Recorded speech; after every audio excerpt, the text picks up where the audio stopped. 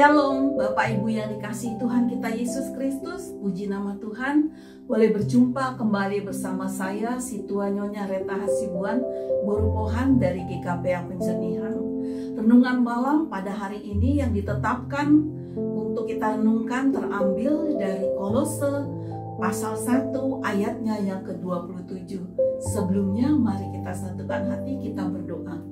Bapa yang baik, Bapa yang bertata di dalam kerajaan surga, kami bersyukur berterima kasih pemeliharaanmu di dalam kehidupan kami hingga pada malam hari ini.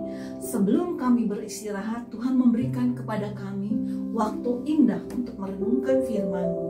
Berkati hamba-Mu yang akan menyampaikan kebenaran, juga jemaat-Mu, sehingga kami mengerti apa yang menjadi tujuan Bapa untuk kami lakukan di dalam kehidupan yang Tuhan masih berikan. Di dalam nama Tuhan Yesus kami berdoa, amin.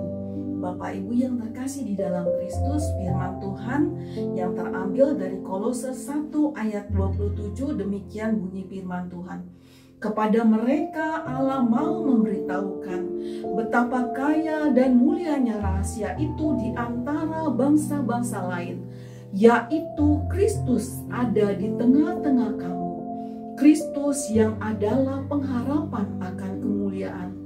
Perikop yang kita renungkan pada malam hari ini di bawah judul Pelayanan dan Penderitaan Paulus. Bapak Ibu yang terkasih, surat Kolose merupakan salah satu daripada surat-surat Paulus yang ditulis ketika ia berada di dalam penjara di Roma. Surat ini ditujukan kepada jemaat dan jemaat di Kolose. Paulus memelihara hubungannya dengan jemaat di Kolose melalui Epapras, seorang hamba Kristus dan rekan sepelayanan Paulus yang bertobat di bawah pelayanan Paulus. Ialah yang telah membangun jemaat di Kolose. Dikatakan betapa kaya dan mulianya rahasia itu, yaitu Kristus ada di tengah-tengah kamu, di tengah gerejanya. Gereja yang adalah tubuh Kristus, kumpulan daripada orang-orang percaya. Bapak Ibu yang terkasih, seperti yang kita ketahui bahwa awal mula pertobatan Paulus ketika ia dalam perjalanan menuju Damsyik untuk menganiaya orang-orang Kristen yang berada di dalam jalan Tuhan, Allah telah menampakkan dirinya kepadanya dan Dia telah memilih Paulus untuk memberitakan namanya kepada bangsa-bangsa lain serta raja-raja dan orang-orang Israel. Kita dapat membacanya di dalam kitab Kisah Para Rasul ayat pasal 9 ayatnya ke-15. Bapak Ibu yang terkasih, Paulus menyatakan di dalam Efesus 3 ayat 8 sampai 10, "Kepadaku yang paling hina di antara segala orang kudus telah dianugerahkan kasih karunia ini untuk memberitakan kepada orang-orang bukan Yahudi kekayaan Kristus yang tidak terduga itu, dan untuk menyatakan apa isinya, tugas penyelenggaraan rahasia yang telah berabad-abad tersembunyi dalam Allah yang menciptakan segala sesuatu, supaya sekarang oleh jemaat diberitahukan berbagai ragam hikmat Allah kepada pemerintah-pemerintah dan penguasa-penguasa di surga, sesuai dengan maksud abadi yang telah dilaksanakannya dalam Kristus Yesus Tuhan kita."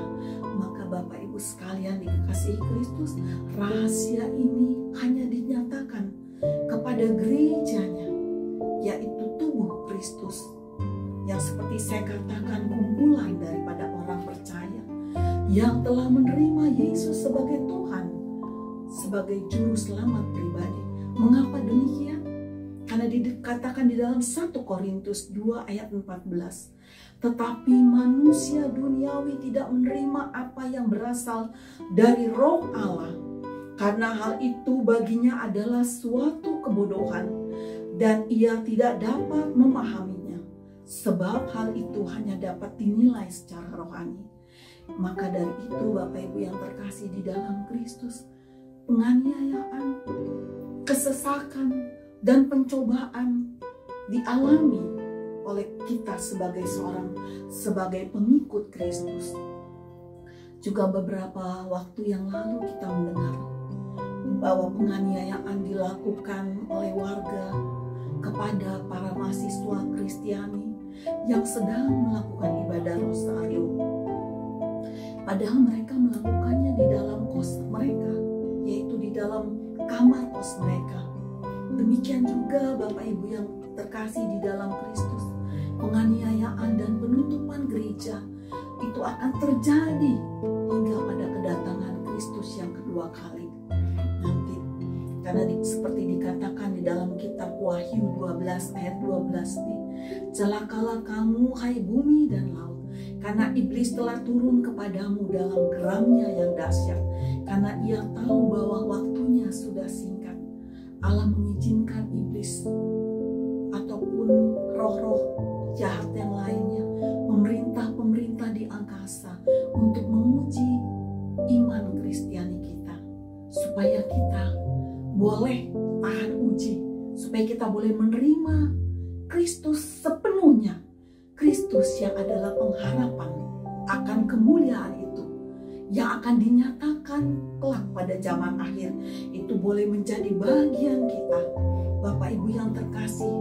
Karena kita sebagai orang umat pilihan Allah, kita dipanggil bukan sekedar dari kehidupan dosa, kita dipanggil dari kehidupan dosa yang kotor dan kebinasaan kekal ini dan tanpa pengharapan itu, untuk menuju suatu kehidupan baru, agar kita boleh mengambil bagian dalam kodrat ilahi dan kita boleh mendapat bagian menjadi memerintah bersama dengan Kristus.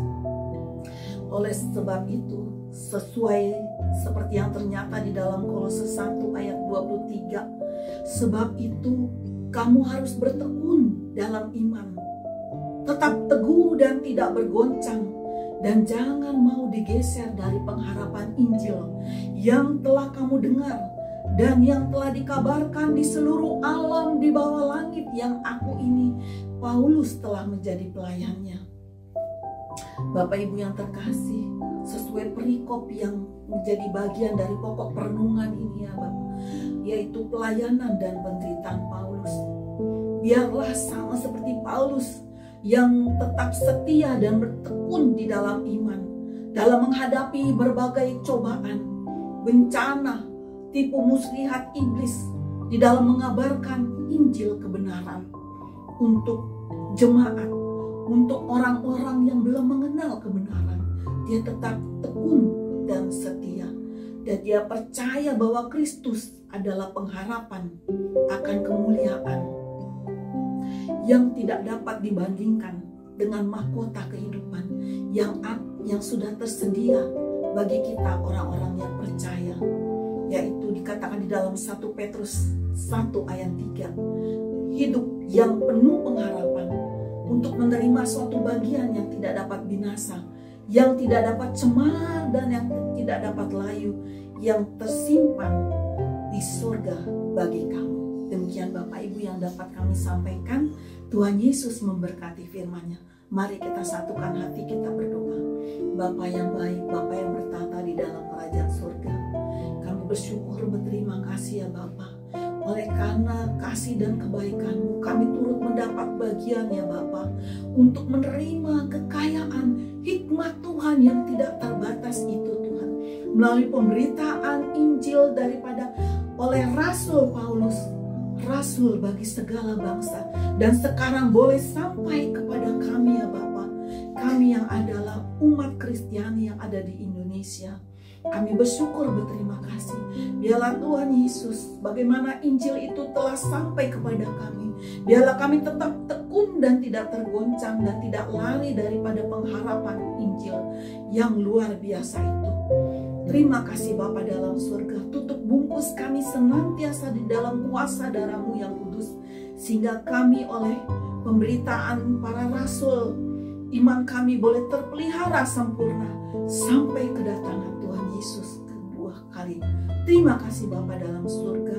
Sebentar kami akan beristirahat, kiranya Tuhan memberikan kepada kami senantiasa Tuhan kasih-Mu Tuhan Yesus yang tidak berkesudahan itu, sehingga kami besok boleh bangun pagi hari dengan tubuh yang segar, siap untuk melakukan Tuhan ibadah dan juga untuk melakukan kegiatan kami yang masih Tuhan izinkan untuk kami lakukan. Di dalam nama Tuhan Yesus yang hidup, kami berdoa dan ucap syukur. Amin.